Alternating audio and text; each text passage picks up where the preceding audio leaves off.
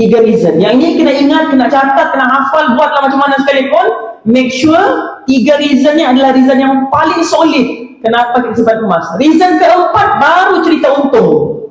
Okay? Yang pertama, untuk elakkan kebocoran duit. Ramai orang masalah kewangan dia start dengan mana? Duit bocor. Okay? Nanti saya cerita detail lagi masalah kewangan, insyaAllah. Yang kedua, kita mau elakkan duit kita dimakan oleh anai-anai kah? Ada juga orang simpan emas supaya tidak dimakan anai-anai. Tapi berapa persen saja, berapa peratus ya emas kita punya duit dimakan anai-anai? Siapa di sini duitnya pernah dimakan anai-anai? Angkat-angkat. Satu orang saja dalam dewan ni. Yang dimakan inflasi duitnya angkat tangan. Nah, semua. Jadi mana lagi win? Inflasi ke anai-anai? Inflasi.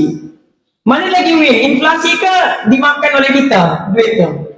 Kita lagi win kan? Jadi sebelum mau cakap simpan duit untuk inflasi, kena faham kita simpan duit untuk elak bocor. Sebab inflasi 4% saja. Bocor berapa persen? 100% hilang duit. Tak tinggal sudah.